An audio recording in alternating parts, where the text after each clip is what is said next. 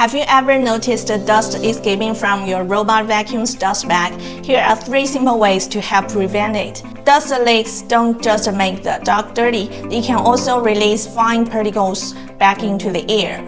First, choose a high-quality dust bag. Not all dust bags are built the same.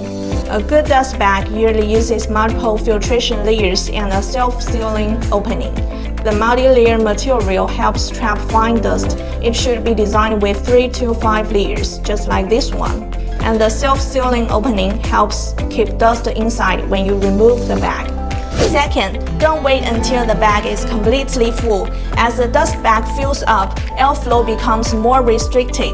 This can increase pressures inside the system and may lead to dust leakage. For most households, replacing dust bag every 30 to 6 days is a good practice. If you have pets, carpets, or dusty home, check it earlier.